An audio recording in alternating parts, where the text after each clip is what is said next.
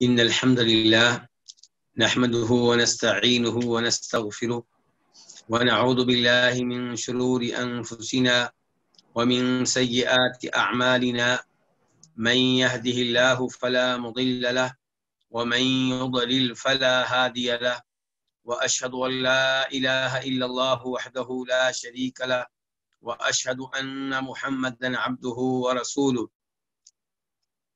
يا أيها الذين آمنوا اتقوا الله حق تقاته ولا تموتن إلا وأنتم مسلمون يا أيها الناس اتقوا ربكم الذي خلقكم من نفس واحدة وخلق منها زوجها وبث منهما رجالا كثيرا ونساء واتقوا الله الذي تساءلون به والأرحام إن الله كان عليكم رقيبا يا أيها الذين آمنوا اتقوا الله وقولوا قولا سديدا يصلح لكم أعمالكم ويغفر لكم ذنوبكم ومن يطع الله ورسوله فقد فاز فوزا عظيما أما بعد فإن خير الحديث كتاب الله وخير الهدي هدي محمد صلى الله عليه وسلم وشر الأمور محدثاتها وكل محدثة بدعة وكل بدعة ضلالة وكل ضلالة في النار. الوافی بما فی الصحیحین، یہ وہ کتاب ہے جسے کتاب کے مؤلف نے ان احادیث کے لیے مخصوص کیا ہے جو صحیح بخاری اور صحیح مسلم میں ہیں، اور کتاب کے مؤلف نے کوشش کی ہے کہ اس انداز سے ان احادیث کو جمع کیا جائے کہ ان میں تکرار نہ ہو، اور اس کتاب کو 10 مقاصد میں تقسیم کیا ہے۔ تیسرا مقصد عبادات کی احادیث سے تعلق رکھتا ہے۔ اس مقصد میں کئی ایک کتب ہیں، ان کتب میں سے 10ویں کتاب زکوٰۃ کے بارے میں ہے، صدقہ خیرات کے بارے میں ہے، اور اس کتاب میں کئی ایک فصلیں ہیں، ان میں سے چوتھی فصل کا مطالعہ ہم کر رہے ہیں، اور وہ ہے احکام المسئلہ، کہ سوال کرنا، لوگوں سے مانگنا، اس کے احکام کیا ہیں، اس بارے میں ہے۔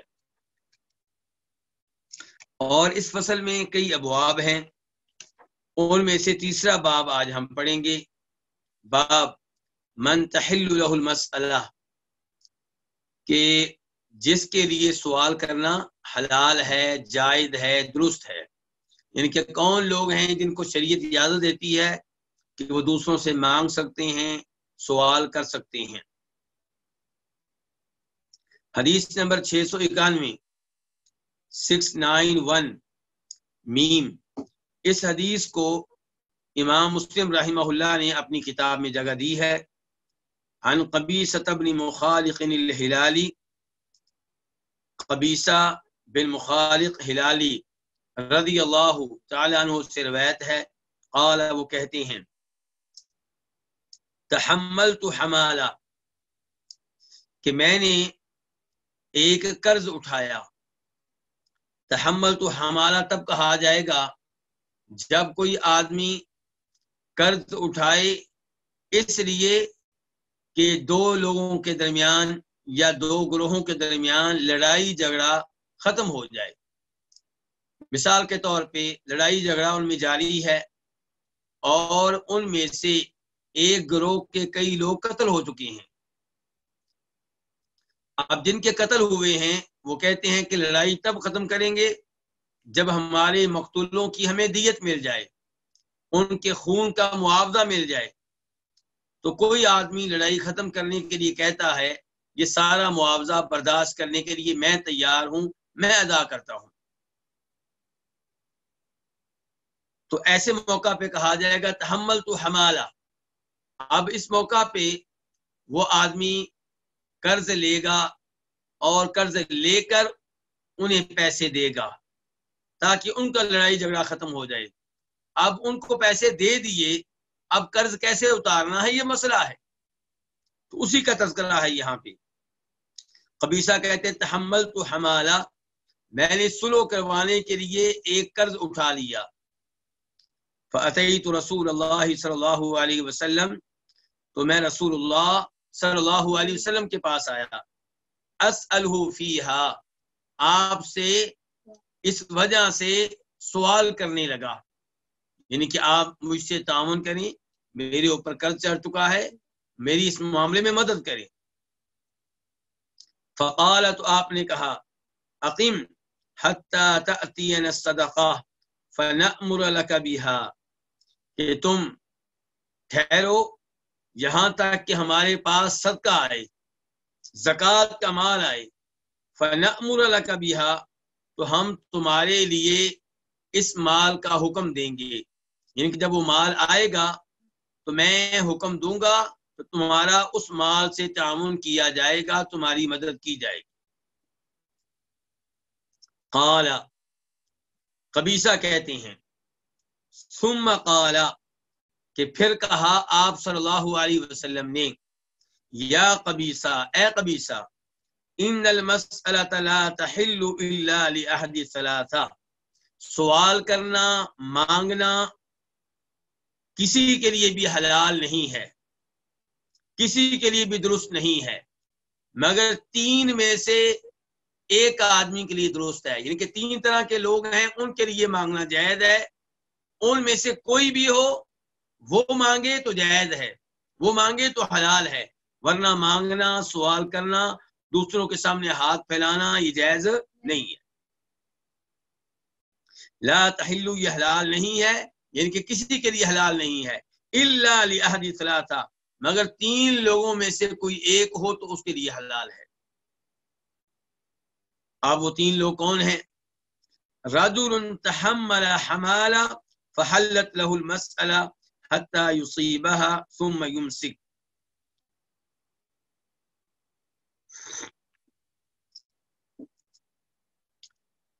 نمبر ایک وہ آدمی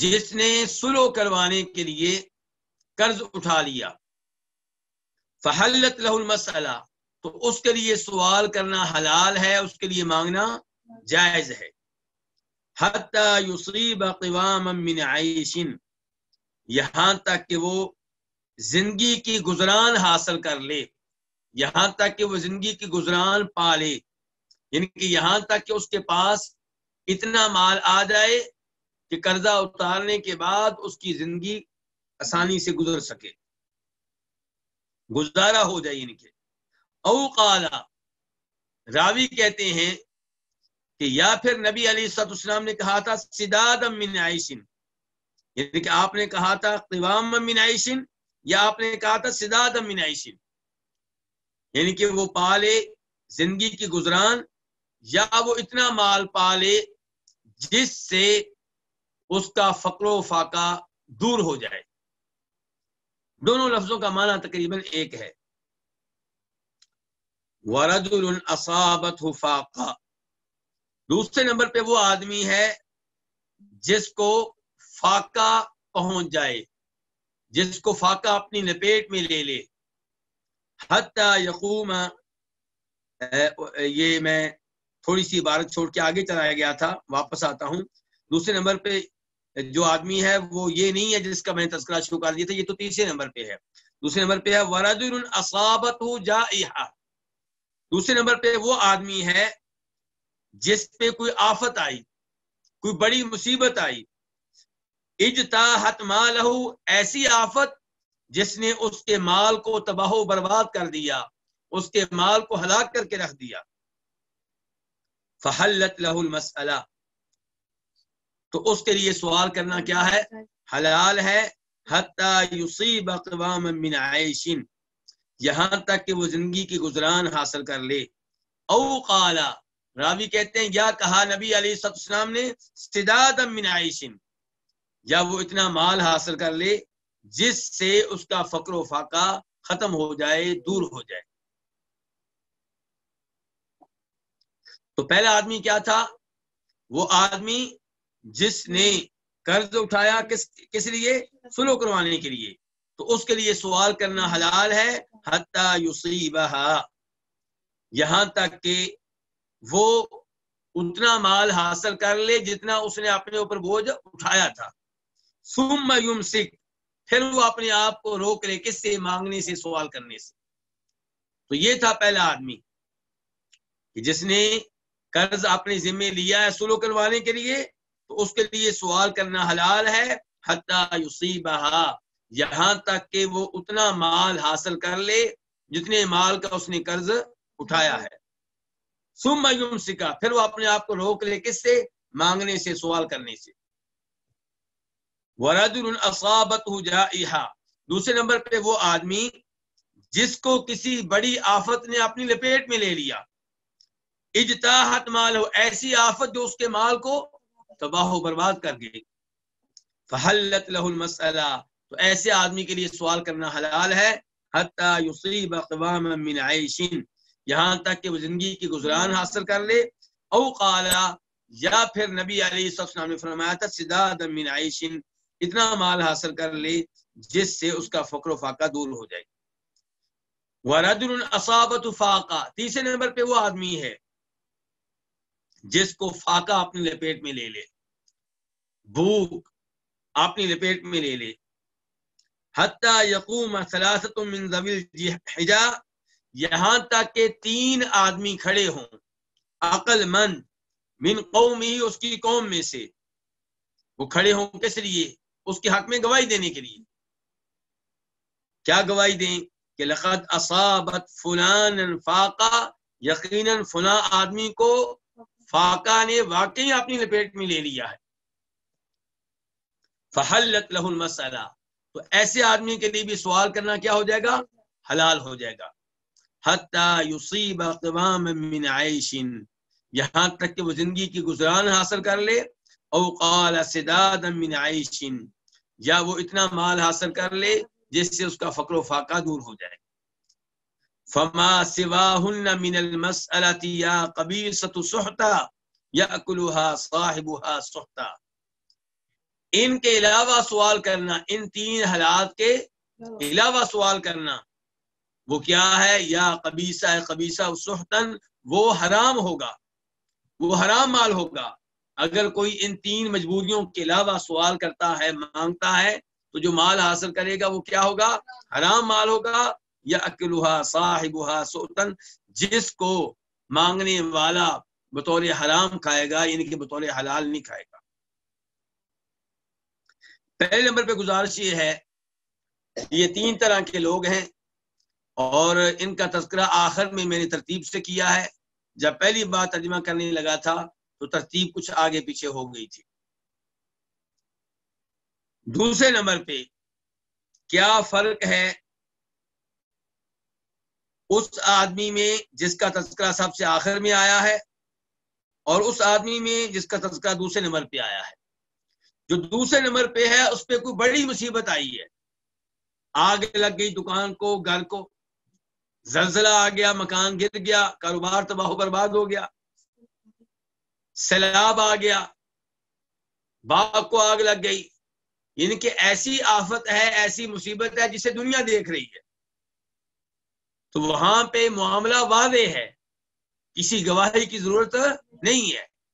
لیکن تیسرا آدمی جو ہے اس کا فقر و فاقہ مخفی ہے، پوشیدہ ہے، تو اگر یہ سوال کرنا چاہتا ہے تو آپ نے فرمایا 3 آدمی اس کی قوم کے اس کے حق میں گواہی دیں، اور 3 آدمی عقل مند قسم کے ہوں، وہ گواہی دیں کہ واقعی یہ ان ایام میں فقر و فاقہ کی لپیٹ میں ہے، اس کے حالات بہت خراب ہیں، اور یہ کہ اس کی مدد ہونی چاہیے۔ اس کے علاوہ اگر کوئی سوال کرتا ہے مال کو بڑھانے کے لیے، اور ایک مکان کے بعد دوسرا مکان بنانے کے لیے، تو وہ حرام مال جمع کر رہا ہے، وہ مال جمع کر کے خوش نہ ہو، جو مال اس نے جمع کر لیا ہے وہ حلال کا نہیں بلکہ حرام کا ہے، اس کے لیے روز قیامت وبال بن جائے گا، اور ہو سکتا ہے دنیا میں بھی اس کے لیے کسی آفت یا مصیبت کا سبب بن جائے۔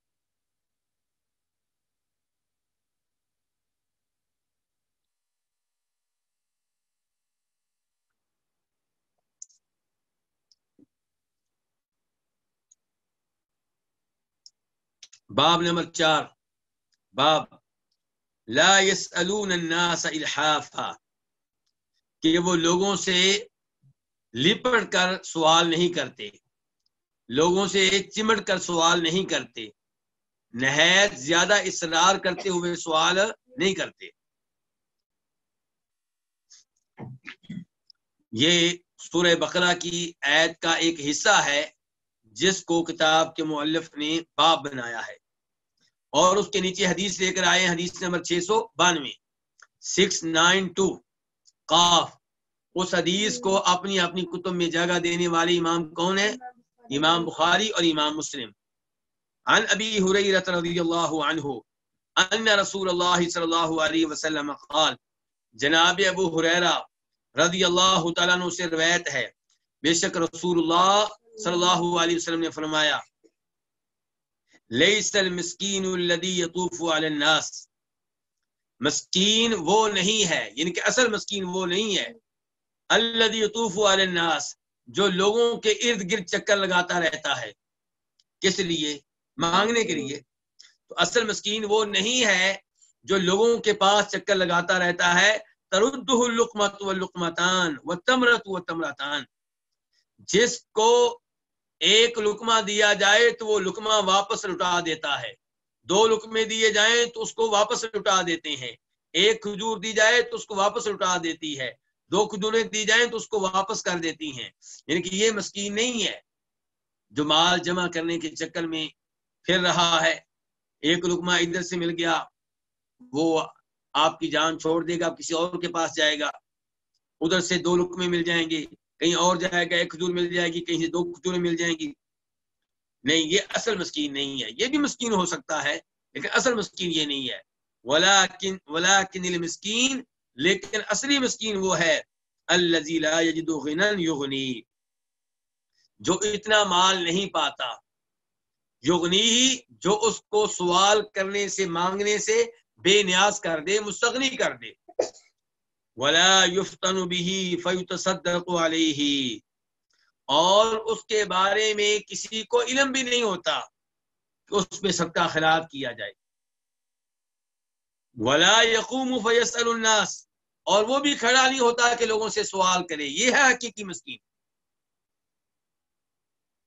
حالات نہایت خراب ہیں، لیکن شرم و حیا کا یہ عالم ہے کہ لوگوں کے سامنے سوال کرنے سے گریز کرتا ہے، مانگتا نہیں ہے، اور ایسی حرکتیں بھی نہیں کرتا کہ لوگوں کو خود علم ہو جائے کہ یہ تو فقیر ہو چکا ہے۔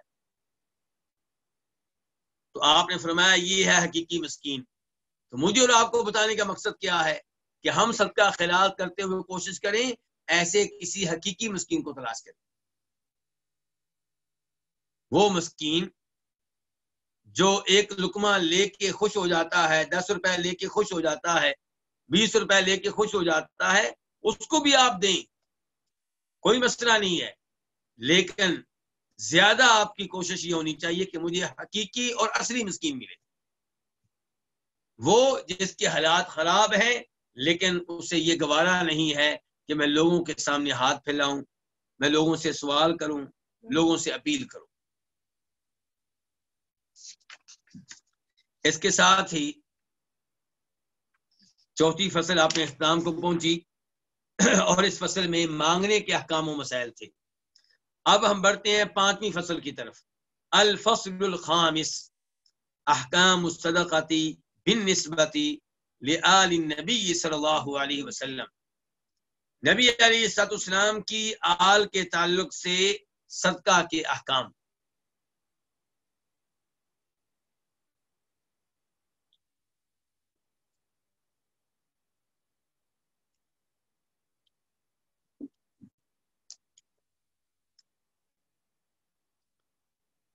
یہاں پہ پہلا سوال یہ ہے کہ آپ کی آل کس کو کہتے ہیں؟ آپ کی آل میں کون کون داخل ہیں؟ یہ بہت بڑا مسئلہ ہے۔ تو آپ کی آل میں سب سے پہلے آپ کی اولاد داخل ہے، اور آپ کی بیویاں داخل ہیں، اور تیسرے نمبر پہ آپ کے مسلمان چچا اور آپ کے چچاؤں کی وہ اولاد جو مسلمان ہے وہ بھی کیا ہے؟ آل بیت میں سے۔ تو تو آپ کی سب بیویاں کون ہیں؟ آل بیت میں سے. آپ کی ساری بیٹیاں آل بیت میں سے. اور آپ کے چچا جیسے جناب عباس ہیں یہ کن میں سے؟ آل بیت میں سے. آپ کے چچاؤں کی وہ اولاد جو مسلمان ہیں وہ آل بیت میں سے ہیں. چنانچہ جناب علی آپ کے چچا کے بیٹے ہیں یہ آل بیت میں سے ہیں. عقیل رضی اللہ تعالیٰ عنہ جناب علی کے بھائی یہ بھی آپ کے چچا کے بیٹے ہیں، آل بیت میں سے ہیں. جعفر وہ بھی آپ جناب علی کے ان کے بھائی ہیں اور مسلمان ہیں تو وہ بھی آل بیت میں سے ہیں. تو یہ سب آل بیت میں سے ہیں. اور افسوس سے کہنا پڑتا ہے کہ آج کل جن لوگوں کا مسلک آل بیت کی طرف منسوب کر دیا گیا ہے یا جو آل محبت کا سب سے زیادہ نام لیتے ہیں وہ آل بیت میں نہ آپ کے مسلمان چچاؤں کو شامل کرتے ہیں، نہ آپ کے چچاؤں کی مسلمان اولاد کو شامل کرتے ہیں، نہ آپ کی بیویوں کو آل بیت میں شامل کرتے ہیں، اور نہ آپ کی بیٹیوں کو سوائے جناب فاطمہ کے آل بیت میں شامل کرتے ہیں. تو انہوں نے آل بیت کا نام استعمال کر کے اس لفظ کے ساتھ بھی زیادتی کی ہے اور آل بیت کے ساتھ بھی زیادتی کی ہے. تو صحیح بات کیا ہے کہ یہ سب لوگ کیا ہیں؟ آل بیت میں سے ہیں. اس سلسلے میں پہلا باب اذا تحولت الصدقہ، جب صدقہ منتقل ہو جائے. یعنی کہ ہم سب جانتے ہیں کہ صدقہ نبی علیہ السلام نے فرمایا تھا کہ میرے لیے اور میری آل کے لیے حلال نہیں ہے. لیکن سوال یہ ہے کہ جب صدقے کی صورتحال تبدیل ہو جائے پھر کیا حکم ہے؟ تو اس بارے میں حدیث نمبر 693 قاف، اس حدیث کو اپنی کتب میں جگہ دینے والی امام کون ہے؟ امام بخاری اور امام مسلم. عن انس رضی اللہ عنہ ان النبی صلی اللہ علیہ وسلم اتي بلحم تصدق به على بريرة فقال هو عليها صدقہ وهو لنا ہدیہ. جناب انس بن مالک رضی اللہ تعالیٰ عنہ سے روایت ہے کہ بے شک نبی علیہ الصلوۃ والسلام کے پاس گوشت لایا گیا. یہاں پہ تذکرہ نہیں ہے کہ وہ گوشت کون سا تھا. مسلم شریف کی ایک روایت میں تذکرہ موجود ہے کہ وہ گوشت گائے کا تھا. تو پر آپ کے پاس گوشت لایا گیا تو صدق به علی بریرہ، جسے بریرہ پہ صدقہ کیا گیا تھا، جو بریرہ کو بطور صدقہ کے دیا گیا تھا. بریرہ کون ہے؟ ام المؤمنین عائشہ رضی اللہ عنہ کی آزاد کردہ لونڈی. آزاد ہو چکی ہیں لیکن آزاد کس نے کیا ہے؟ ام المؤمنین عائشہ نے. تو انہیں گوشت دیا گیا بطور صدقہ. اب وہ رہتی کہاں ہے؟ جناب عائشہ کے پاس عام طور پہ رہتی ہیں. فقالت، آپ نے کہا ہوا علیہا صدقہ وہو لنا ہدیہ، کہ وہ کیا؟ وہ گوشت علیہا صدقہ، وہ بریرہ کے لیے کیا ہے؟ صدقہ ہے. وہو لنا ہدیہ، اور وہ ہمارے لیے کیا ہے؟ ہدیہ ہے، گفٹ ہے، تحفہ ہے. اس حدیث سے پتہ چلا کہ جب کوئی کسی کو صدقہ دے، صدقہ دینے کے بعد آپ نے اس کو صدقے کا کیا بنا دیا؟ مالک بنا دیا. اب جب وہ کسی کو دے گا تحفہ کے طور پہ تو وہ تحفہ ہوگا، وہ صدقہ نہیں ہے. جب بریرہ کو دیا گیا تو تب کیا تھا؟ صدقہ. جب بریرہ وہ گوشت نبی علیہ السلام کو دیں گی تو پھر وہ کیا ہوگا؟ وہ ہدیہ ہوگا، وہ تحفہ ہوگا. یہیں آپ وعدے کر رہے ہیں. اور یہیں سے آپ ایک اور مسئلہ سمجھ سکتے ہیں جس کے بارے میں علماء کرام میں اختلاف رہتا ہے کہ وہ آدمی جو کسی بینک میں ملازمت کرتا ہے اس کی کمائی حرام کی ہے. سودی بینک میں ملازمت کرتا ہے اس کی کمائی حرام کی ہے. وہ میرے گھر میں آتا ہے ہدیہ لے کر، تحفہ لے کر، تو کیا یہ تحفہ میرے لیے حلال ہوگا، میرے لیے جائز ہوگا؟ جواب یہ ہے کہ یہاں پہ دو چیزوں کو ہم نے دیکھنا ہے. نمبر ایک، وہ تحفہ میرے لیے حلال ہے کہ حرام ہے؟ جواب یہ ہے کہ تحفہ میرے لیے حلال ہے، اس کے لیے حرام ہے. صورتحال تبدیل ہو گئی ہے. صورتحال کیا ہو گئی ہے؟ تبدیل ہو گئی ہے. لیکن کیا میں ایسے لوگوں کے صدقہ خیرات اور ان کے تحفے لوں؟ جواب یہ ہے کہ نہیں. مجھے اس سے گریز کرنا چاہیے اگرچہ وہ تحفہ حلال ہے. کیوں؟ کیونکہ اگر میں اس کا تحفہ رکھوں گا تو پھر تبلیغ کیسے ہوگی؟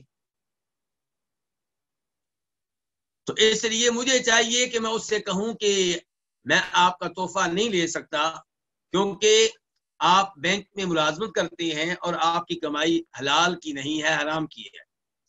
تو میرا دل نہیں مانتا کہ میں آپ کا تحفہ لوں. آپ مجھے اس معاملے میں معذور جانیں، میرا یہ عذر قبول فرمائیں. تو میرے یہ الفاظ اس کے لیے تبلیغ کی حیثیت رکھتے ہیں، گویا کہ میں نے اس کو سودی ملازمت چھوڑنے کی دعوت دے دی ہے. لیکن اگر میں یہ سمجھوں کہ میں نے اس آدمی کا تحفہ نہ رکھا تو آئندہ میرے قریب نہیں آئے گا، میرے گھر میں نہیں آئے گا، میرے پاس نہیں بیٹھے گا، تو میں جو تھوڑی بہت اس کو نصیحت کرتا ہوں وہ بھی آئندہ میں نہیں کر سکوں گا. تو مسئلہ اس میں ہے کہ میں اس کا تحفہ رکھ لوں. تو پھر مجھے چاہیے کہ میں اس کا تحفہ رکھ لوں، اور یہ میں پہلے بتا چکا ہوں کہ یہ تحفہ اس کے لیے حرام ہے، میرے لیے حرام نہیں ہے. ریجیکٹ کرنا تھا اس لیے تاکہ اسے نصیحت ملے کہ میری کمائی اتنی غلط ہے کہ لوگ میرا تحفہ لینے کے لیے تیار نہیں ہیں. لیکن اگر کوئی آدمی ایسا ہے جو سمجھتا ہے کہ میں نے اس کا تحفہ نہ لیا تو جو میں اس کو توحید کے بارے میں سمجھاتا ہوں، نماز کے بارے میں سمجھاتا ہوں، بلکہ اسی جاب کو چھوڑنے کے بارے میں سمجھاتا ہوں، وہ موقع بھی آئندہ مجھے نہیں ملے گا. آئندہ یہ میری بات سننے کے لیے تیار نہیں ہوگا. پھر مجھے چاہیے کہ میں اس کا تحفہ رکھوں. کئی ایک علماء کرام کا موقف ہے کہ ایسے آدمی کا تحفہ حرام ہے، وہ لینا آپ کے لیے بالکل جائز نہیں ہے. اور کچھ علماء کرام کا موقف یہ ہے کہ آپ دیکھیں اس کی کمائی ساری حرام کی ہے یا کچھ حرام کی ہے کچھ حلال کی ہے. اگر کچھ حرام کی ہے کچھ حلال کی ہے تب آپ لے سکتے ہیں.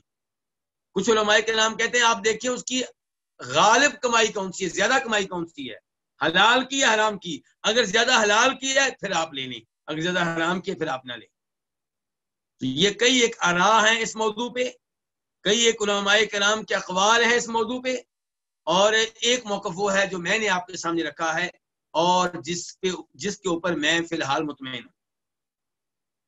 اگر میں بھول نہیں رہا تو یہی موقف ہے سعودی عرب کے مشہور و معروف عالم دین شیخ ابن عثیمین رحمہ اللہ کا. اور اس موقف کے دلائل میں سے ایک دلیل یہی حدیث ہے کہ وہ گوشت جناب بریرہ کے لیے کیا تھا؟ صدقہ تھا. جب وہ نبی علیہ السلام کو دے رہی ہیں تو کیا ہو گیا؟ ہدیہ ہو گیا. یہیں سے آپ ایک اور مسئلہ سمجھ سکتے ہیں.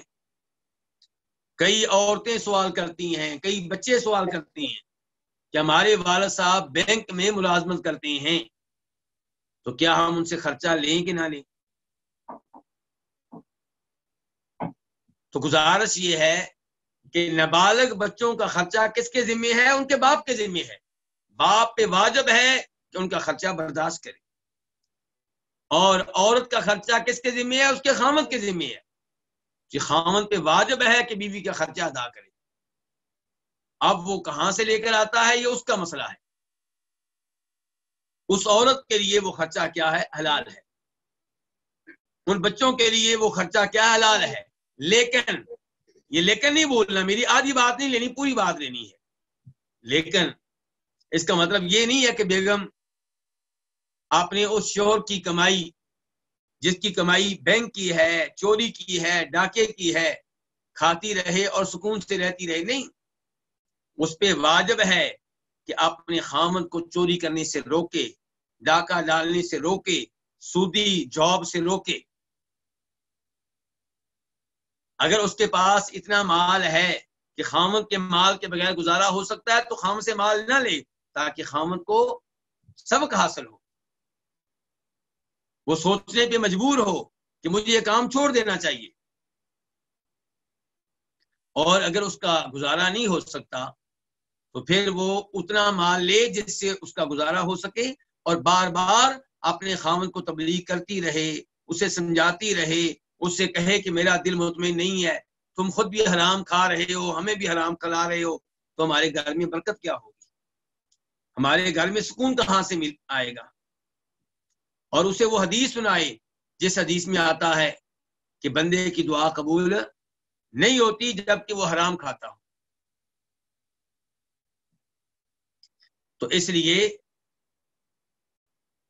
گزارش یہ تھی کہ بیوی یا بچے ان کا خرچہ اس آدمی کے ذمہ ہے، وہ جہاں سے بھی لے کر آئے تو وہ خرچہ ان کے لیے ویسے حلال ہے، لیکن تبلیغ کرنے کے لحاظ سے، برائی سے روکنے کے لحاظ سے ان کو چاہیے کہ اس کو سمجھاتے رہیں، بائیکاٹ کر سکتے ہو تو بائیکاٹ کریں، پیسے لینے سے انکار کرنے کی استطاعت ہو تو پیسے لینے سے انکار کریں،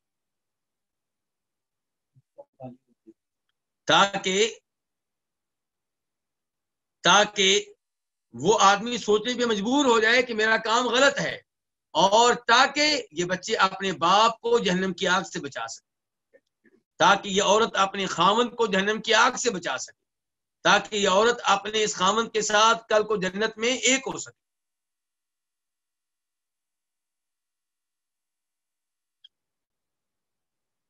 یہیں سے ایک اور مسئلہ ذہن میں آ رہا ہے کہ لوگ یہ بھی پوچھتے ہیں کہ ہمارا باپ فوت ہو گیا، بینک میں جاب کرتا تھا، اب اس کی کمائی جو ہے وہ تو سود کی ہے، سودی بینک کی ہے، سودی جاب کی ہے، تو کیا اب ہم وہ مال آپس میں تقسیم کر سکتے ہیں یا ہمارے لیے حرام ہے؟ تو جواب کیا ہوگا؟ آپ لوگوں کے لیے کیا ہے؟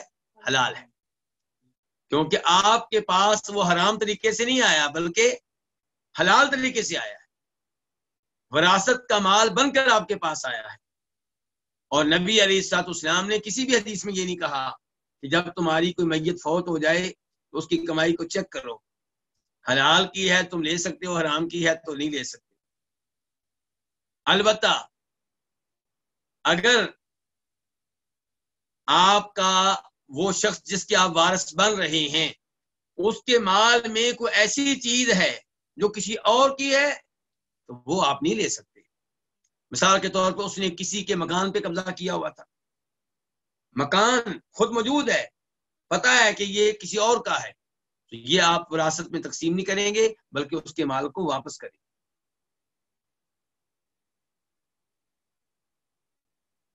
تو یہ ایک موقف ہے، ضروری نہیں کہ آپ اس موقف کو لیں۔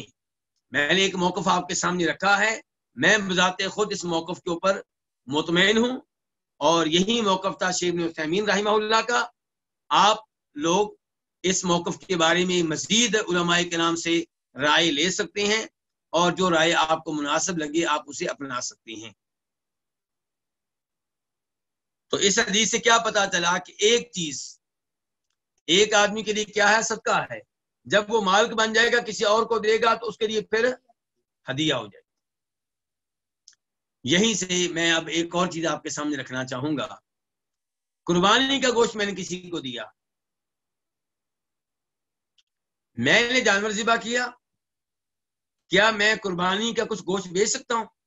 نہیں، قربانی کا گوشت بیچنے کی اجازت۔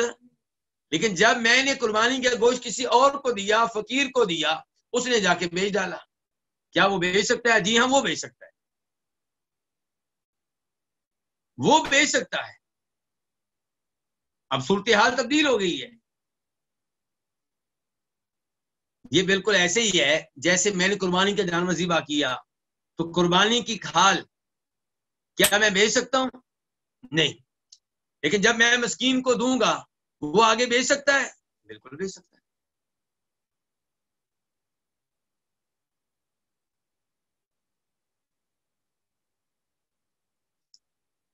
تو باب کیا تھا؟ باب اذا تحولت الصدقہ، جب صدقہ کیا ہو جائے؟ تبدیل ہو جائے، کوئی اور شکل اختیار کر لے، جواب کیا ہے؟ تب وہ حلال ہو جائے گا کن کے لیے؟ آل بیت کے لیے۔ باب نمبر 2، باب تحریم الصدقۃ علی النبی صلی اللہ علیہ وسلم و آلہ، نبی صلی اللہ علیہ وسلم اور آپ کی آل پہ صدقے کا حرام ہونا۔ حدیث نمبر 694، 694 قاف۔ اس حدیث کو اپنی ابھی کتب میں جگہ دی کنہوں نے؟ امام بخاری اور امام مسلم نے۔ عن ابی ہریرہ رضی اللہ عنہ قال، جناب ابو ہریرہ رضی اللہ عنہ سے روایت ہے، وہ کہتے ہیں اخذ الحسن بن علی رضی اللہ عنہما تمرۃ من تمر صدقہ فجعلها فی، جناب ابو ہریرہ سے روایت ہے، وہ کہتے ہیں کہ حسن بن علی رضی اللہ تعالی عنہما، یہ دونوں کن میں سے ہیں؟ آل بیت میں سے بھی، آل بیت میں سے بیٹا بھی اور باپ بھی، اور دونوں وہ ہیں جن سے ہم الحمدللہ محبت کرتے ہیں۔ ہم ان تمام افراد سے محبت کرتے ہیں جو آل بیت میں سے ہیں، شرط یہ ہے کہ وہ توحید کے اوپر ہوں، اسلام کے اوپر ہوں، خصوصاً جناب علی سے اور ان کے بیٹوں سے، اور جناب حسن حسین کی والدہ جناب فاطمہ سے۔ تو جناب حسن بن علی رضی اللہ تعالیٰ عنہما نے صدقہ کی کھجوروں میں سے کھجور لی، صدقہ کی کھجوروں میں سے کھجور پکڑ لی، فجعلها فی فیہ، تو اس کو اپنے منہ میں ڈال لیا۔ پہلے فی کا معنی کیا ہے؟ میں، دوسرے فی کا معنی کیا ہے؟ منہ۔ تو اس کھجور کو ڈال لیا اپنے منہ میں، کس نے؟ جناب حسن نے، بچے تھے، چھوٹے تھے۔ فقال النبی صلی اللہ علیہ وسلم، تو نبی علیہ السلام نے فرمایا کخ کخ، کیا مطلب؟ چھوڑو چھوڑو، نکالو، یعنی کہ آپ نے کخ کا لفظ استعمال کیا جس کا مطلب ہوتا ہے چھوٹے بچے کو کسی چیز کے بارے میں خبردار کرنا اور ڈانٹنا۔ تو گویا کہ آپ نے الفاظ استعمال کیے تاکہ جناب حسن کھجور کو باہر پھینک دیں، لیت رہا، تاکہ جناب حسن اس کھجور کو کیا کرے؟ پھینک دیں، منہ سے نکال کے پھینک دیں۔ ثم قال، پھر آپ صلی اللہ علیہ وسلم نے فرمایا اما شعرتا، کیا تمہیں معلوم نہیں ہے؟ کس کو کہہ رہے ہیں آپ؟ جناب حسن رضی اللہ تعالیٰ عنہ سے کہہ رہے ہیں، کیا تمہیں معلوم نہیں ہے کہ انا لا ناکل الصدقہ، کہ بے شک ہم صدقہ نہیں کھاتے۔ ہم سے مراد کون ہے پھر؟ ہم آل بیت۔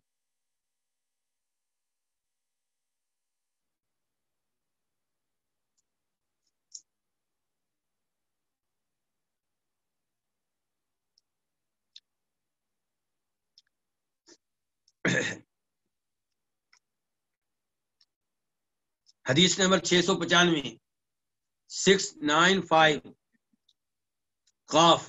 اس حدیث کو اپنی کتب میں جگہ دینے والے امام کون ہیں؟ امام بخاری اور امام مسلم۔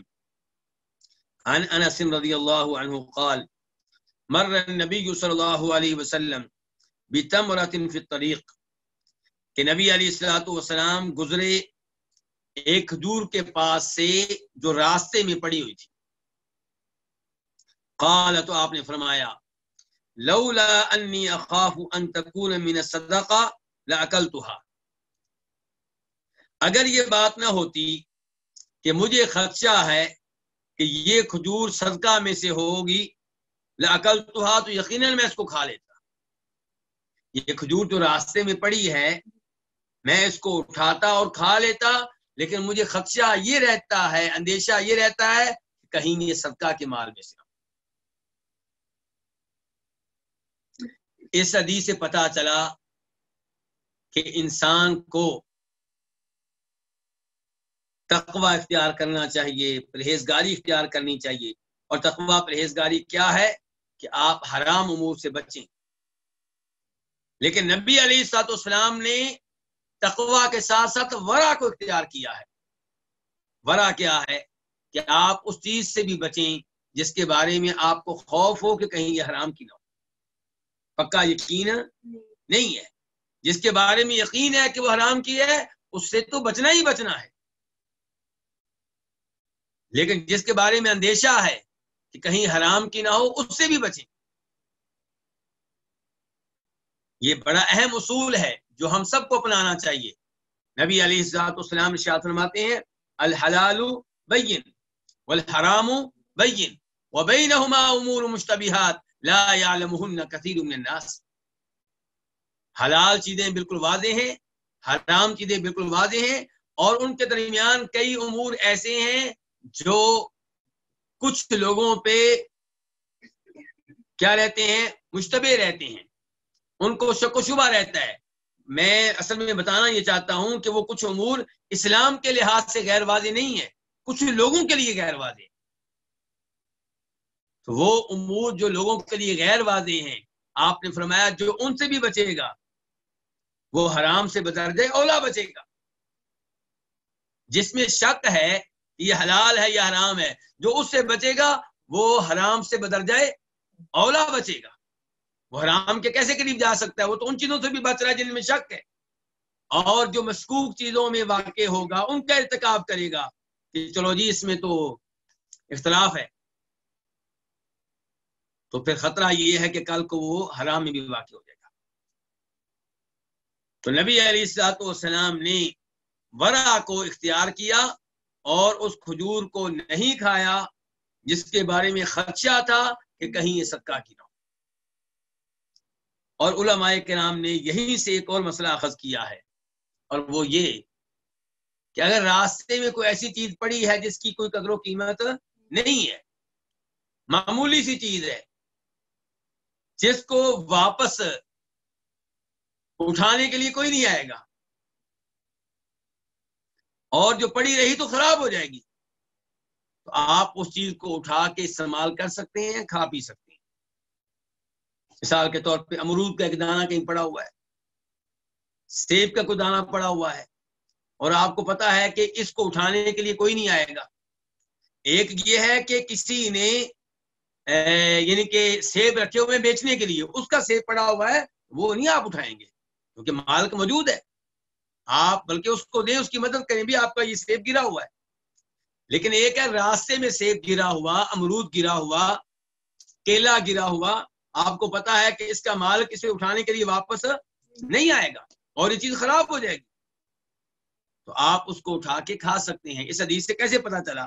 کیونکہ اللہ کے رسول فرما رہے ہیں اگر مجھے یہ خوف نہ ہوتا، یہ خدشہ نہ ہوتا کہ صدقہ کیا تو میں اٹھا کے کھا لیتا۔ اس کا مطلب یہ ہے کہ ایسی چیزوں کو اٹھا کے کھایا جا سکتا ہے، لیکن میری اس بات کا غلط مطلب نہ لیا جائے۔ ایسا نہ ہو کہ کسی کا 100 ریال پڑا ہوا ہو اور آپ کہیں یہ تو معمولی سی چیز ہے، یہ اس سے پوچھیں جس کا گرا ہوا ہے، یہ معمولی نہیں ہے۔ تو جو چیز واقعی لوگوں کے ہاں معمولی ہے، حقیر سی ہے، جس کو اٹھانے کے لیے کوئی نہیں آئے گا۔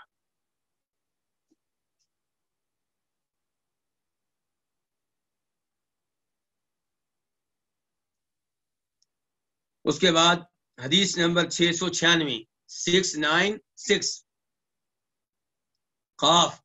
اس حدیث کو اپنی کتب میں جگہ دینے والی امام کون ہے؟ امام بخاری اور امام مسلم۔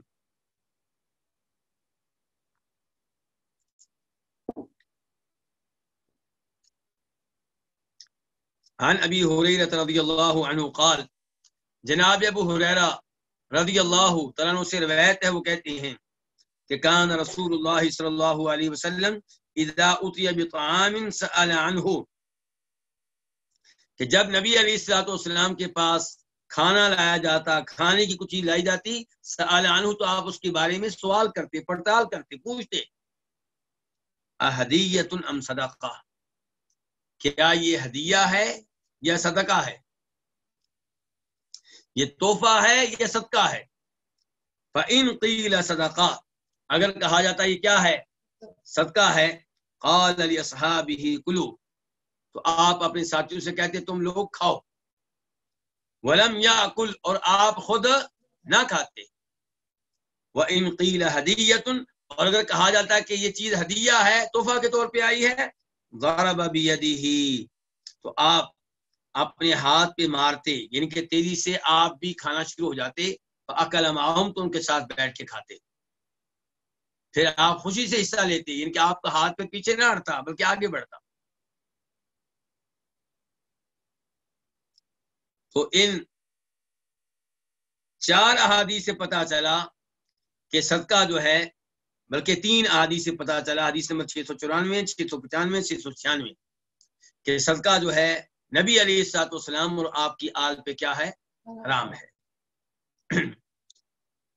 باب نمبر 3، باب لا يستعمل آل النبی صلی اللہ علیہ وسلم علی الصدقہ، نبی علیہ الصلوۃ والسلام کی آل کو صدقہ لینے کے لیے عمل نہیں بنایا جائے گا، زکوٰۃ وصول کرنے کے لیے انہیں ڈیوٹی نہیں دی جائے گی۔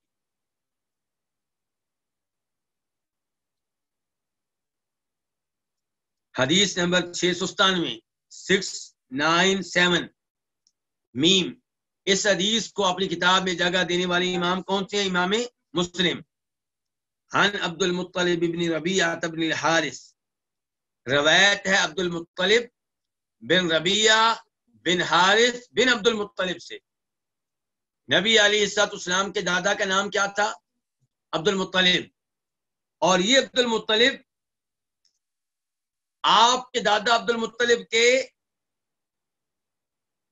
پڑپوتے ہیں، یعنی عبد المطلب کے بیٹے حارث، حارث کے بیٹے ربیعہ، اور ربیعہ کے بیٹے عبد المطلب۔ تو یہ روایت کرنے والے کون ہیں؟ آپ علیہ السلام کے دادا عبد المطلب کے پڑپوتے۔ تو آپ کے چچا کون ہوئے؟ حارث، یعنی کہ حارث جو ہیں وہ آپ کے والد عبداللہ کے بھائی ہیں، ابو طالب کے بھائی ہیں، ابو لہب کے بھائی ہیں۔ تو اس حارث کے بیٹے ہیں آگے ربیعہ، تو ربیعہ آپ کے کیا لگے؟ چچا زاد، اور آپ کے چچا زاد ربیعہ کے بیٹے کون ہیں؟ عبد المطلب۔ قال، وہ کہتے ہیں، کون کہتے ہیں؟ یہ عبد المطلب کہتے ہیں، کہتے ہیں اجتمع ربیعہ بن الحارث والعباس بن عبد المطلب فقال، کہ ربیعہ بن حارث، یعنی کہ میرے والد ربیعہ بن حارث اور عباس بن عبد المطلب رضی اللہ تعالیٰ عنہما، یہ دونوں اکٹھے ہوئے، فقالا، تو یہ دونوں کہنے لگے، واللہ لو بعثنا هذین الغلامین قالا لی وللفضل بن عباس الى رسول اللہ صلی اللہ علیہ وسلم فکلماہ، کہ اللہ کی قسم اگر ہم بھیج دیں ان 2 لڑکوں کو، آگے بریکٹ شروع ہو گئی، جملہ معترضہ شروع ہو گیا، قال علی، ان دونوں نے یہ بات کہی، کن دونوں نے؟ ربیعہ بن حارث نے اور عباس بن عبد المطلب نے یہ بات کہی، قال علی، یہ عبد المطلب جو راوی ہیں، جو عبد المطلب کے پڑپوتے ہیں، وہ عبد المطلب کہتے ہیں کہ ان دونوں نے یہ بات کہی لی، میرے بارے میں اور فضل بن عباس کے بارے میں، یعنی کہ میں ربیعہ کا بیٹا اور فضل بن عباس عباس کے بیٹے، تو میرے والد اور فضل کے والد دونوں کہہ رہے ہیں کہ ہم ان 2 لڑکوں کو اگر بھیج دیں اللہ کے رسول علیہ الصلوۃ والسلام کے پاس، فکلماہ، تو یہ دونوں آپ سے کلام کریں، آپ سے گفتگو کریں، آپ سے بات کریں، فامرہما علی ھذی الصدقات، تو آپ ان دونوں کو یہ صدقات جمع کرنے پہ لگا دیں، آپ ان کو صدقات جمع کرنے کی ڈیوٹی دے دیں، آپ ان کو صدقات جمع کرنے کے لیے عمل بنا دیں۔ پھر کیا ہوگا؟ فَأَدَّيَا مَا يُؤَدِّي النَّاسِ، تو یہ دونوں وہ کچھ ادا کریں جو لوگ ادا کرتے ہیں، جیسے لوگ زکوٰۃ جمع کرتے ہیں اللہ کے رسول تک پہنچاتے ہیں، ایسے یہ بھی زکوٰۃ جمع کریں اللہ کے رسول تک پہنچا دیں۔ وَأَصَابَ مِمَّا يُصِيبُ النَّاسِ، اور یہ دونوں حاصل کریں اس مال میں سے جو لوگ حاصل کرتے ہیں، یعنی کہ ربیعہ بن حارث اور عباس رضی اللہ تعالی عنہما یہ دونوں کیا چاہتے ہیں کہ ہمارے بیٹوں کو نبی علیہ الصلوۃ والسلام زکوٰۃ اکٹھی کرنے کی ڈیوٹی دے دیں، یہ دونوں ویسے ڈیوٹی کریں گے جیسے باقی لوگ کرتے ہیں، اور جیسے اللہ کے رسول باقی لوگوں کی بات میں خدمت کرتے ہیں، زکوٰۃ جمع کرنے پہ ان کو معاوضہ دیتے ہیں، اجرت دیتے ہیں، ان کو بھی دے دیں تو ہم ان دونوں کی شادی کرنے کے قابل ہو جائیں گے، ان کے حق مہر کا مال جمع ہو جائے گا۔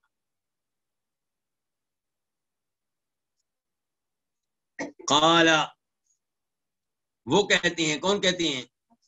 عبد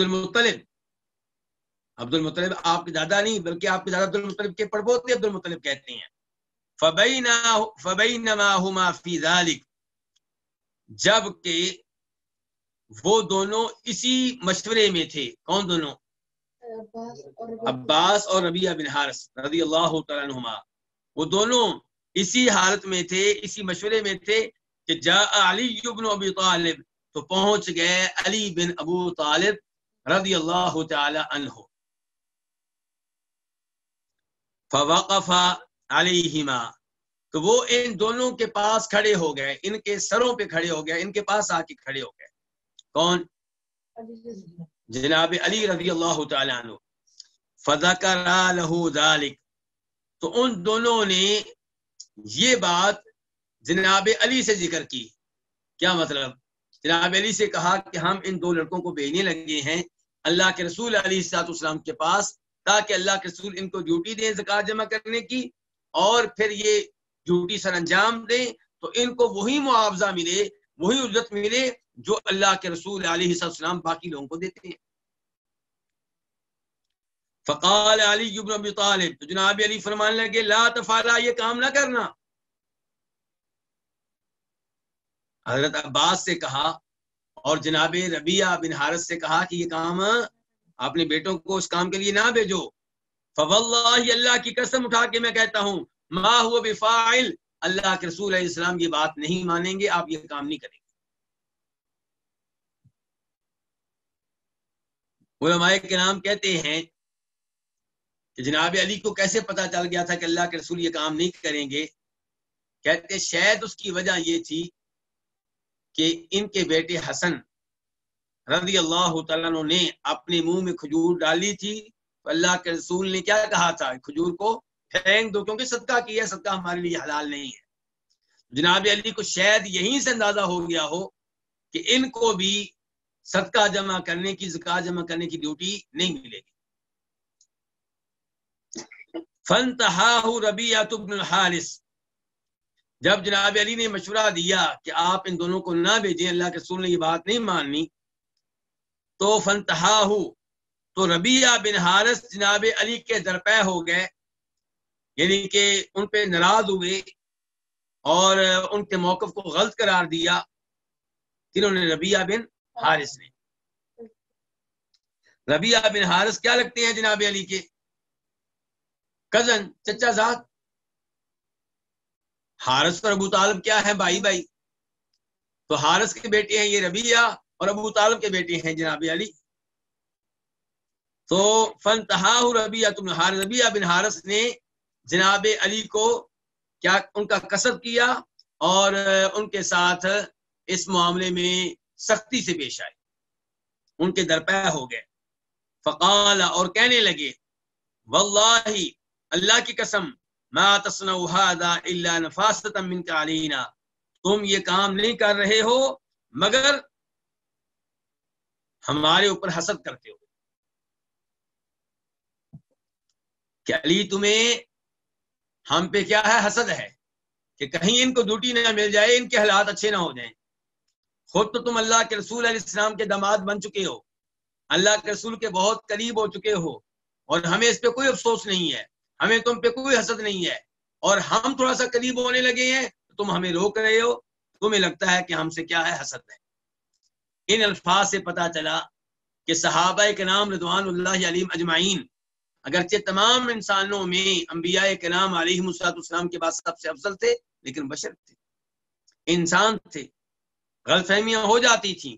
عام طور پہ ایک دوسرے سے محبت کرنے والے، ایک دوسرے کے اوپر رحم کرنے والے، ایک دوسرے کے اوپر مہربان، ایک دوسرے سے تعامل کرنے والے، لیکن کبھی کبھی کوئی غلط فہمی ہو جاتی تھی۔ اور یہی صورتحال ہے عام صحابہ کرام کی، اور یہی صورتحال ہے ان صحابہ کرام کی جو اہل بیت میں سے۔ اب ربیعہ بن حارث بھی اہل بیت میں سے، اور جناب علی بھی اہل بیت میں سے۔ تو کیا کہا ما تصنعوا ھذا، تم یہ کام نہیں کر رہے ہو الا نفاسۃ منک علینا، مگر تمہاری طرف سے ہم سے حسد کی وجہ سے.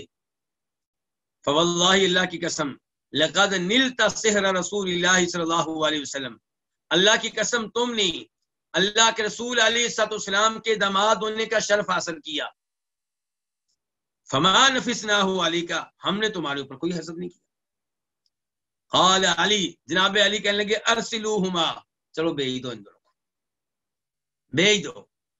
فانطلقا، وہ دونوں چلے گئے. وقتجا علی، اور جناب علی لیٹ گئے، ان کے ادھر ہی لیٹ گئے. جناب علی ان کے پاس ہی لیٹ گئے. چلو دیکھتے ہیں پھر کیا ہوتا ہے. ٹھیک ہے جی، بھیجو. قال، تو کہتے ہیں، کون کہتے ہیں؟ عبد المطلب. حدیث کے راوی کون ہیں؟ یعنی کہ ربیعہ کے بیٹے عبد المطلب. وہ کہتے ہیں فلما صلی رسول اللہ صلی اللہ علیہ وسلم الظہر سبقناہ للحجرہ، جب نبی علیہ السلام نے ظہر کی نماز پڑھا لی تو ہم آپ سے پہلے حجرے کے پاس پہنچ گئے. ہمیں پتا تھا کہ آپ نے حجرے میں داخل ہونا ہے نا، تو ہم ادھر پہنچ گئے. فقمنا عندها، تو ہم حجرے کے پاس کھڑے ہو گئے. حتی جاء، یہاں تک کہ آپ آئے. فاخذ بآذاننا، تو آپ نے ہمارے کان پکڑ لیے، یعنی خوشطبی کے طور پہ، پیار و محبت کے طور پہ آپ نے ہمارے کان پکڑ لیے. ثم قال، پھر آپ نے کہا اخرجا ما تسرران، نکالو جو تم اپنے سینوں میں چھپائے ہوئے ہو، جو بات تمہارے دل میں ہے وہ باہر نکالو، کیا کہنا چاہتے ہو. ثم داخل، یہ الفاظ کیا کہ آپ حجرے میں داخل ہو گئے. ودخلنا علیہ، اور ہم بھی آپ کے پیچھے پیچھے داخل ہو گئے، ہم بھی آپ کے پاس پہنچ گئے. وهو يومئذ عند زینب بنت جاش، اور آپ اس دن ام المؤمنین زینب بنت جاش رضی اللہ تعالی عنہا کے پاس تھے، یعنی کہ آپ کی باری ان کے گھر میں تھی.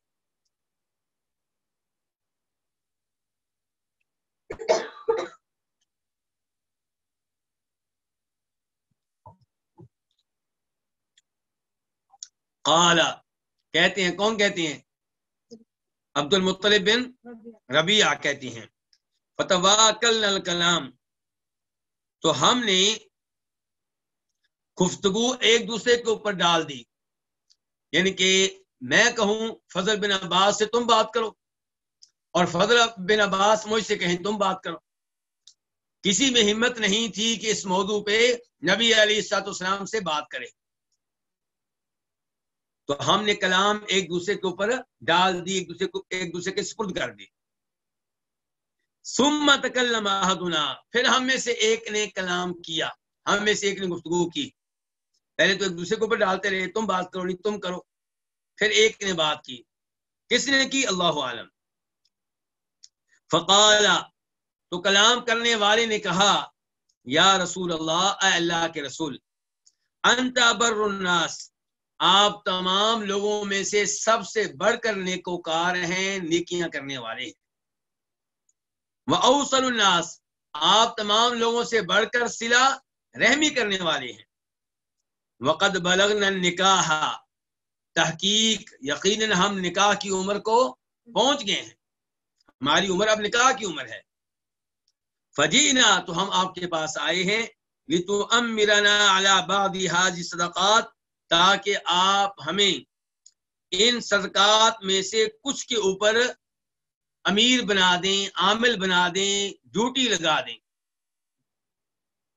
فنؤدی الیک کما یؤدی الناس، تو ہم آپ کے پاس وہ مال لے کر آئیں گے جو لوگ لے کر آتے ہیں. جیسے وہ زکوٰۃ جمع کرتے ہیں آپ کے پاس لے کر آتے ہیں، ہم بھی ویسے ہی جمع کریں گے، آپ کے پاس لے کر آئیں گے. ہم آپ تک پہنچا دیں گے جیسا کہ لوگ پہنچاتے ہیں.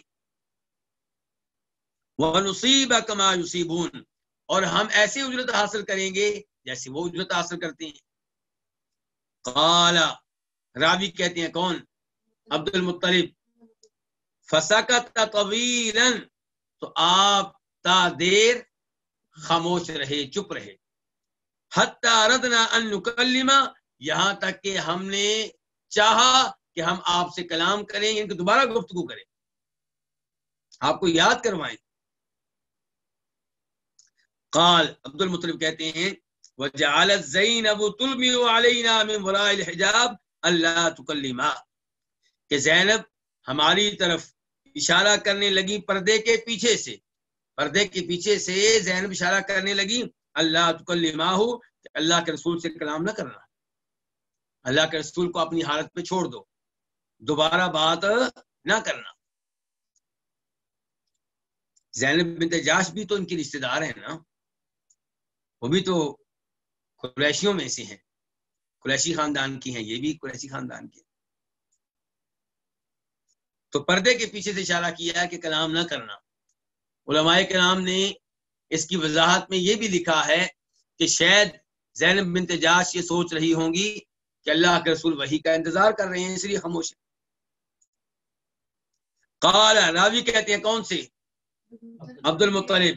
ثم قال، کہ پھر آپ صلی اللہ علیہ وسلم نے فرمایا ان الصدقۃ لا تنبغي لآل محمد انما هي اوساخ الناس، کہ بے شک صدقہ جائز نہیں ہے آل محمد کے لیے، سوائے اس کے نہیں، یہ تو لوگوں کا میل کچیل ہے۔ کیا صدقہ؟ اچھا، ڈیوٹی مانگی آپ سے کس نے؟ عبد المطلب بن ربیعہ بن حارث بن عبد المطلب نے۔ ڈیوٹی مانگی آپ سے کس نے؟ فضل بن عباس نے۔ ایک چچا کے بیٹے ہیں اور ایک چچا کے بیٹے کے بیٹی ہیں، ایسے ہی ہے۔ اور آپ ان سے کہہ رہے ہیں کہ صدقہ آل محمد کے لیے جائز نہیں ہے، تو اس سے کیا پتا چلا کہ آپ کے چچا جو مسلمان ہیں اور آپ کے چچاؤں کی اولاد جو مسلمان ہے وہ آل محمد میں سے ہے صلی اللہ علیہ وسلم۔ یہ واضح طور پہ دلیل ہے کہ جناب علی آل بیت میں سے، جناب جعفر آل بیت میں سے، جناب عقیل آل بیت میں سے، جناب عباس آل بیت میں سے، عبداللہ بن عباس آل بیت میں سے، فضل بن عباس آل بیت میں سے، قسم بن عباس آل بیت میں سے، یہ سب۔ اس کے بعد آپ فرماتے ہیں ادعوا لی محمیہ وکان علی الخمس ونوفل بن الحارث بن عبد المطلب، تم دونوں میرے لیے بلاؤ، کس کو؟ محمیہ کو، محمیہ بن جز، محمیہ بن، ان کا تعارف کیا ہے؟ ان کا تعارف یہ ہے کہ خمس کا جو مال ہوتا تھا اس کے ذمہ دار وہ تھے۔ خمس کس کو کہتے ہیں؟ پانچویں حصے کو۔ کس چیز کا پانچواں حصہ؟ مال غنیمت کا، مال فے کا۔ مال غنیمت میں اصول کیا ہے کہ جب بھی مسلمانوں کو فتح ملتی ہے تو 4 حصے مجاہدوں کے لیے، فوجیوں کے لیے، اس لڑائی میں شریک ہونے والوں کے لیے، اور 5واں حصہ بیت المال کے لیے۔ 5واں حصہ بیت المال کے لیے، اس 5ویں حصے کے پھر 5 حصے ہوں گے، اس 5ویں حصے کے پھر 5 حصے ہوں گے۔ اللہ تعالیٰ فرماتے ہیں سورہ انفال میں وَاعْلَمُوا أَنَّمَا غَنِمْتُم مِّن شَيْءٍ فَأَنَّ لِلَّهِ خُمُسَهُ وَلِلرَّسُولِ وَلِذِي الْقُرْبَى وَالْيَتَامَى وَالْمَسَاكِينِ وَابْنِ السَّبِيلِ، کہ جب تمہیں مالی غنیمت ملے تو اس کا 5واں حصہ کس کے لیے ہے؟ اللہ کے رسول کے لیے اور آپ کے رشتہ داروں کے لیے، یتیموں، مسکینوں اور مسافروں کے لیے۔ تو کتنے گروہ ہو گئے؟ 5۔ اللہ تعالیٰ کا نام تبرک کے طور پہ ہے۔ تو ایک حصہ کس کا ہوا؟ اللہ کے رسول علیہ السلام کا، دوسرا آپ کے رشتہ داروں کا، تیسرا یتیموں کا، چوتھا مسکینوں کا، 5واں مسافروں کا۔ اس کا مطلب یہ ہے کہ خمس کے پھر 5 حصے ہوں گے، ان میں سے ایک حصہ نبی علیہ السلام کے رشتہ داروں کے لیے، آل بیت کے لیے، ایک حصہ اللہ کے رسول کے لیے اور ایک آل بیت کے لیے۔ تو یہ جو ہیں محمیہ، یہ خمس کا مال سنبھالتے تھے، وہ ان کے کنٹرول میں دیا ہوا تھا۔ کس نے؟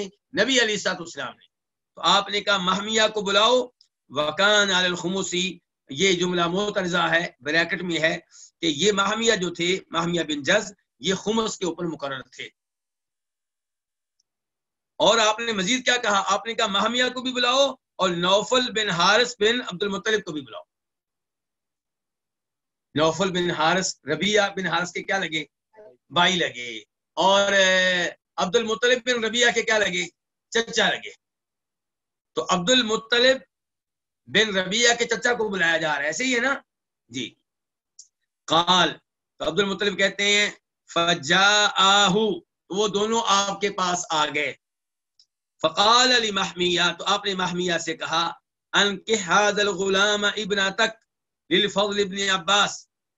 آپ نے محمیہ سے کہا فضل بن عباس کے بارے میں کہ اس لڑکے کا نکاح اپنی بیٹی سے کر دو. محمیہ بن جس سے کیا کہا؟ فضل بن عباس کے بارے میں کہا کہ اس لڑکے سے اپنی بیٹی کا، اس لڑکے کا نکاح اپنی بیٹی سے کر دو. اس لڑکے کا نکاح کس سے کر دو؟ اپنی بیٹی سے کر دو. فأنکحہ، تو محمیہ بن جس نے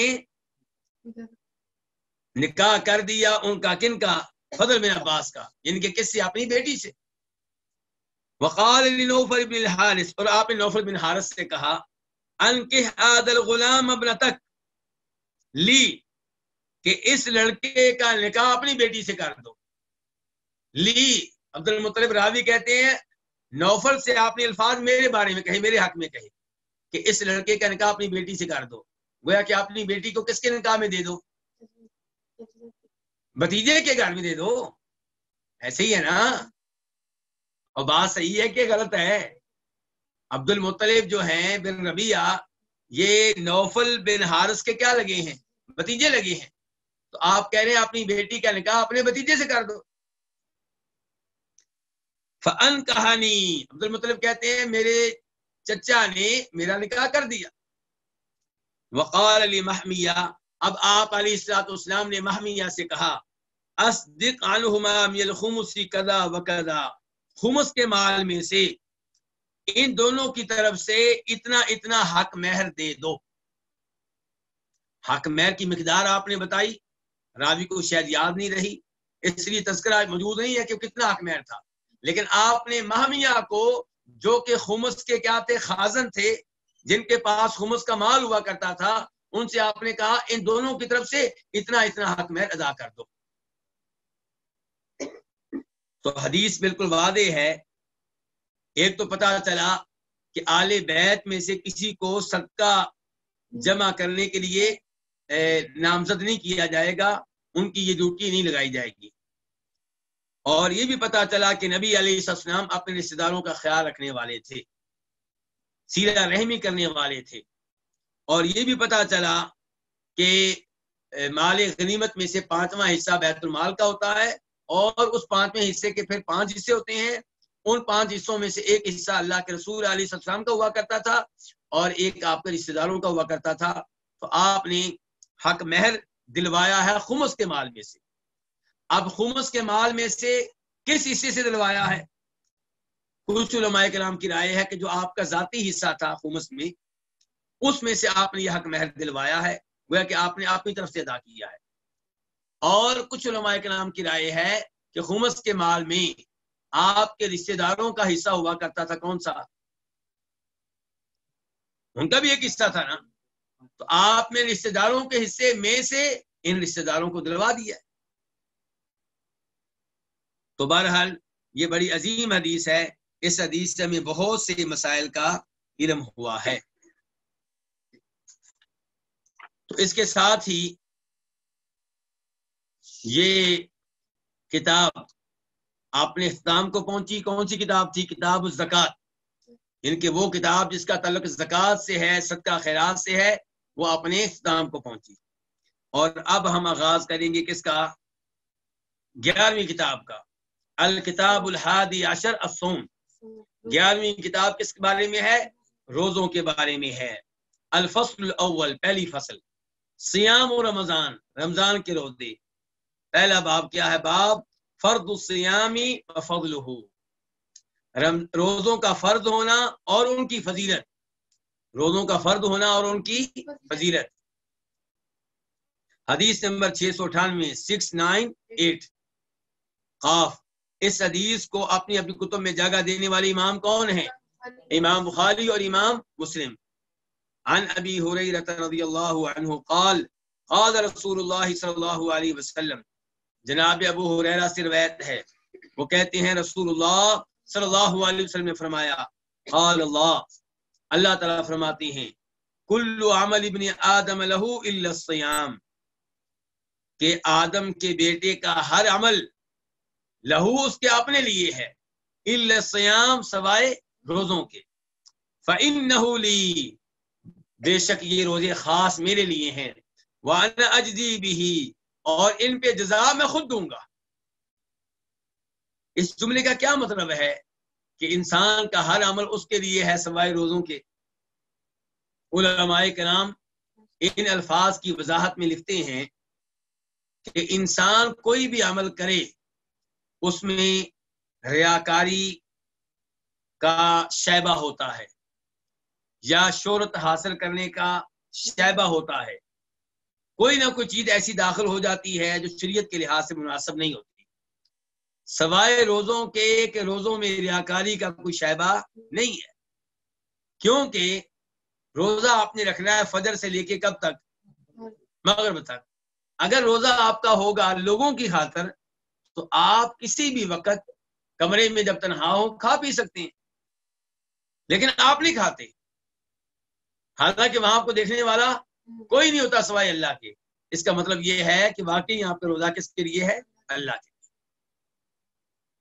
روزے میں 8 گھنٹوں میں، 9 گھنٹوں میں، 10 گھنٹوں میں، 12 گھنٹوں میں کئی ایسے لمحات آتے ہیں جب آپ تنہا ہوتے ہیں اور کھانے پینے کی اشیاء بھی میسر ہوتی ہیں، لیکن آپ پھر بھی کھانے پینے کی چیزوں کے قریب نہیں جاتے۔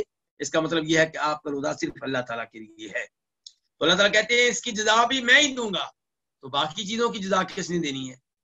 وہ بھی اللہ نے دینی ہے، لیکن وہ اللہ تعالیٰ فرشتوں کو شاید بتا چکے ہوں یا فرشتوں کی ڈیوٹی لگائیں کہ تم دے دو، لیکن روزوں کے بارے میں اللہ تعالیٰ کہتے ہیں میں دوں گا۔ اس میں اشارہ ہے اس بات کی طرف کہ جزا بہت عظیم ہوگی، تو کیونکہ جزا دینے والا عظیم ہے، یہ اجر و ثواب دینے والا عظیم ہے، تو اجر و ثواب بھی کیا ہوگا؟ عظیم ہوگا۔ والصیام جنہ، آپ فرماتے ہیں روزے ڈھال ہیں۔ ڈھال کس کو کہتے ہیں بنیادی طور پہ؟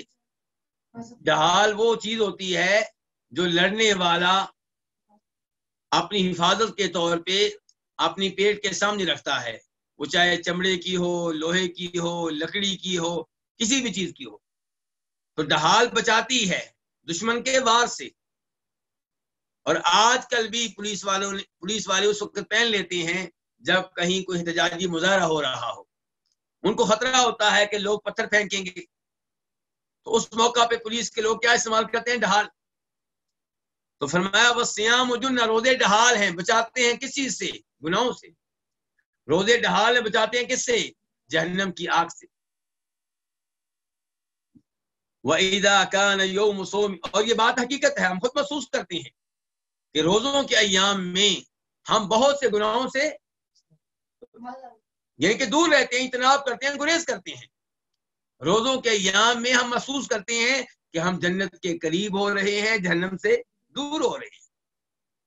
وَإِذَا كَانَ يَوْمُ الصَّوْمِ أَحَدِكُمْ فَلَا يَرْفُثْ وَلَا يَسْخَبْ، جب تم میں سے کسی کے روزے کا دن ہو، فَلَا يَرْفُثْ، تو فوش گفتگو نہ کرے، لغو قسم کی گفتگو نہ کرے، وَلَا يَسْخَبْ، اور شور شرابہ نہ کرے۔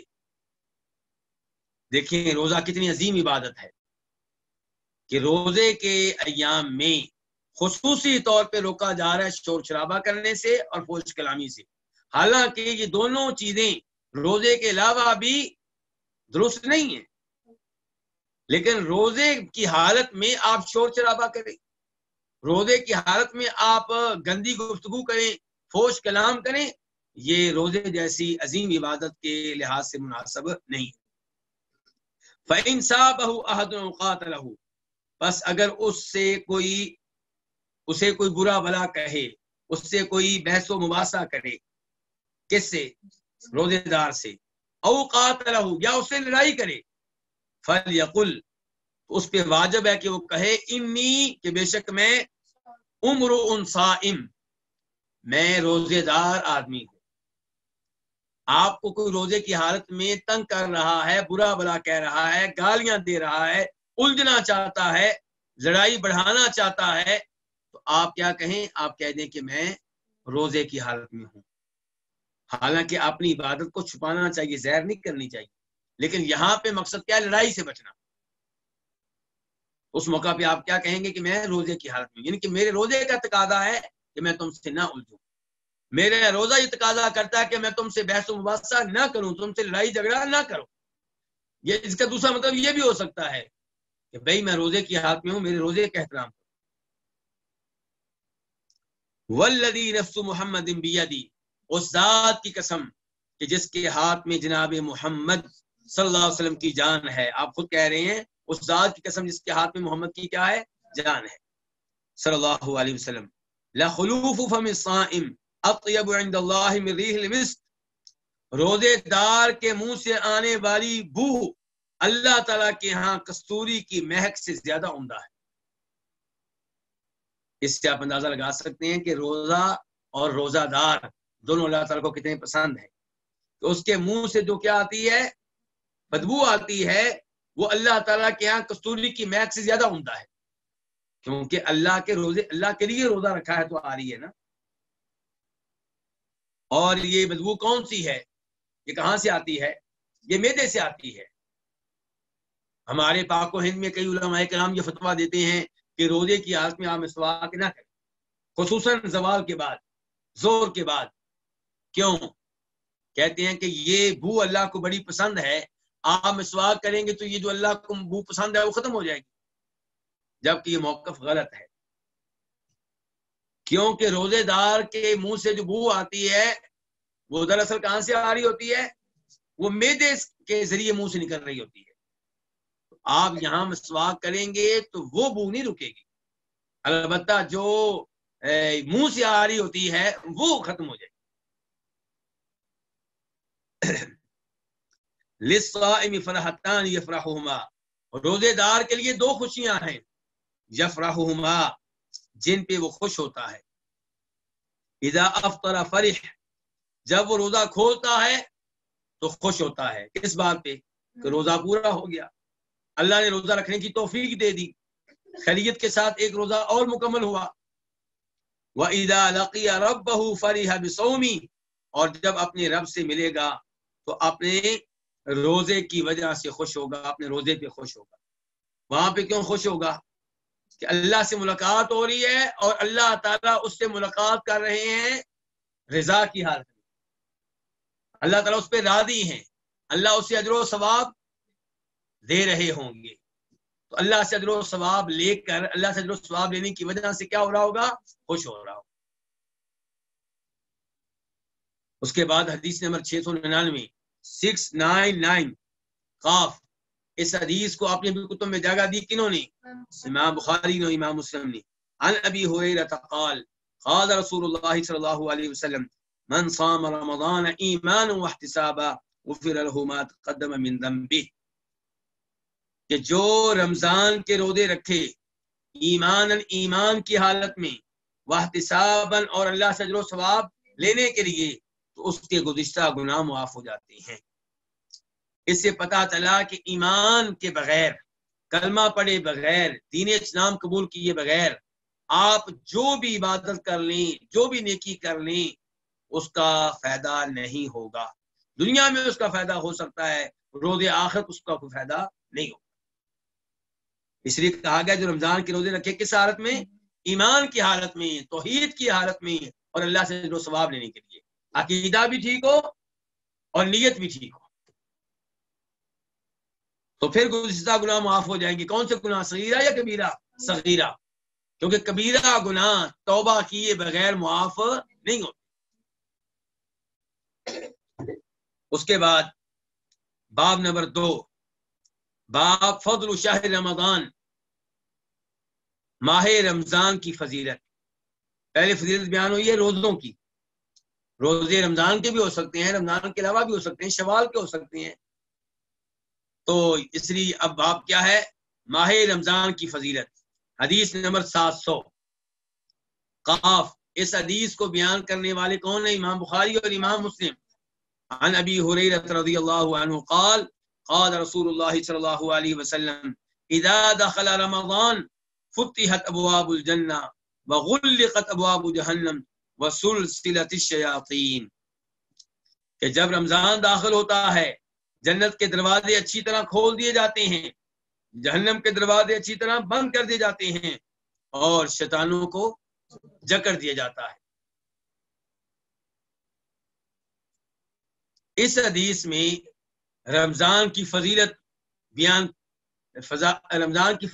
کی جا رہی ہے کہ رمضان وہ عظیم مہینہ ہے کہ اس کے آنے پہ جنت کے دروازے کھول دیے جاتے ہیں، جہنم کے بند کر دیے جاتے ہیں، اور شیطانوں کو جکڑ دیا جاتا ہے۔ دوسرے نمبر پہ یہاں پہ سوال یہ ہے کہ جب رمضان داخل ہوتا ہے جنت کے دروازے کھول دیے جاتے ہیں، جہنم کے بند ہوتے ہیں، یہ حقیقتاً ہوتا ہے یا مجازی طور پہ کہا گیا ہے؟ کچھ علماء کرام کی رائے یہ ہے کہ اس کا مطلب یہ ہے کہ جب رمضان داخل ہوتا ہے نیکی کی راہیں آسان کر دی جاتی ہیں، اس لیے کہا گیا کہ جنت کے دروازے کھول دیے جاتے ہیں۔ گناہ مشکل بنا دیے جاتے ہیں، اس لیے کہا گیا کہ جہنم کے دروازے بند کر دیے جاتے ہیں، لیکن یہ موقف درست نہیں ہے۔ اصول یہ ہے کہ جب اللہ اور اللہ کے رسول علیہ السلام کوئی بات کریں تو آپ ان کی بات کو حقیقت پہ معمول کریں، ظاہر پہ معمول کریں، تعویل کرنے سے گریز کریں، الا یہ کہ کوئی دلیل ہو۔ تو کیا اللہ کے لیے جنت کے دروازوں کو کھولنا مشکل ہے؟ کیا اللہ کے لیے جہنم کے دروازے بند کرنے مشکل ہیں کہ آپ تعویل کرتے پھر رہے ہیں؟ کیا ضرورت پڑی آپ کو تعویل کرنے کی؟ اس لیے ہم ایمان لاتے ہیں کہ یہ الفاظ حقیقت کے عین مطابق ہیں۔ واقعی جب رمضان آتا ہے جنت کے دروازے کھول دیے جاتے ہیں اور جہنم کے دروازے بند کر دیے جاتے ہیں، اور اس حقیقت کو مان لینے کے بعد اگلی بات ہم کریں گے کہ اس کا مطلب یہ ہوا کہ نیکی کی راہیں آسان کر دی جاتی ہیں اور گناہ مشکل بنا دیے جاتے ہیں۔ وسلسلۃ الشیاطین، شیطانوں کو جکڑ دیا جاتا ہے۔ شیطان جکڑ دی جاتی ہیں تو پھر رمضان میں گناہ کیوں ہوتے ہیں؟ تو ایک موقف یہ ہے علماء کرام کا کہ دوسری حدیث میں وضاحت آئی ہے کہ سرکش قسم کے شیطانوں کو جکڑ دیا جاتا ہے۔ اس کا مطلب یہ ہے کہ چھوٹے شیطان کھلے رہتے ہیں، وہ اپنی کارروائی ڈالتے رہتے ہیں، وہ لوگوں کو گمراہ کرتے رہتے ہیں۔ دوسرا موقف علماء کرام کا یہ ہے کہ بڑے شیطان بھی جکڑ دیے جاتے ہیں، چھوٹے بھی جکڑ دیے جاتے ہیں، لیکن انسان گناہ اس لیے کرتا ہے کہ 11 مہینے مسلسل گناہ کر کے گناہوں کا عادی ہو چکا ہوتا ہے۔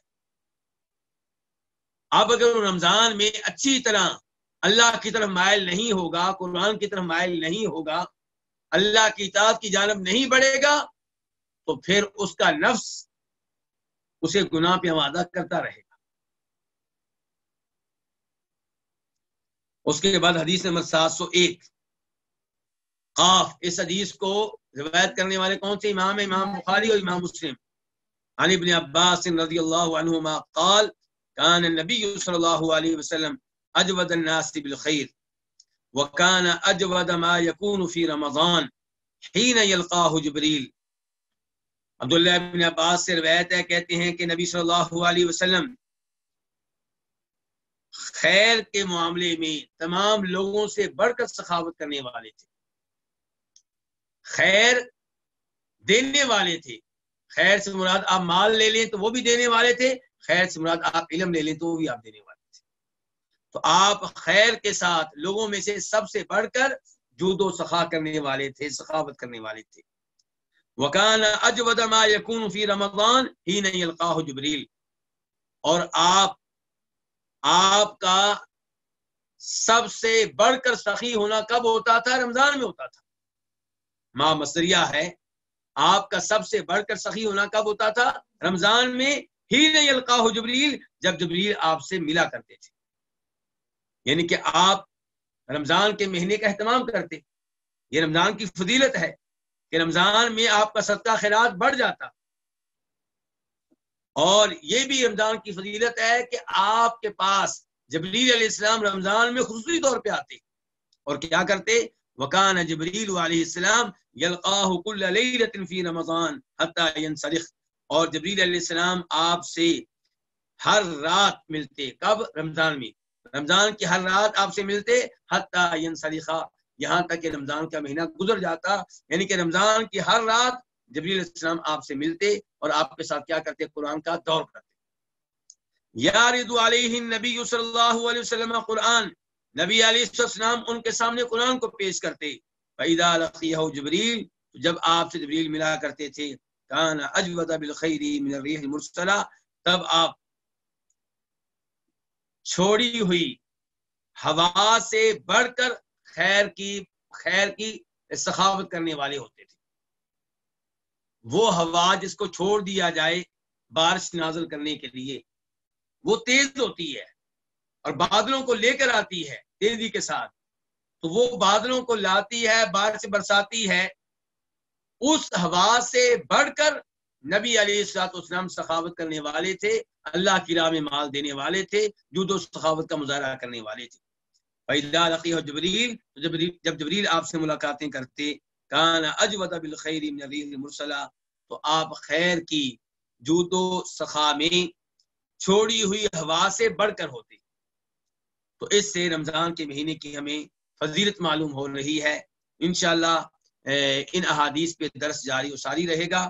آج یہیں پہ درس کا اختتام کرتے ہیں، کیونکہ درس کا وقت اپنے اختتام کو پہنچ رہا ہے. اللہ رب العزت ہم سب کا بیٹھنا حدیث شریف کے لیے قبول فرمائے، اور اللہ تعالیٰ اس معاملے میں ہمیں استقامت دے، اور پوری زندگی ہمیں اللہ تعالیٰ اپنے نبی کی احادیث کے ساتھ جوڑے رکھے. صلی اللہ علیہ وسلم وصلی اللہ تعالی علی نبی محمد وآلہ وصحبہ اجمعین.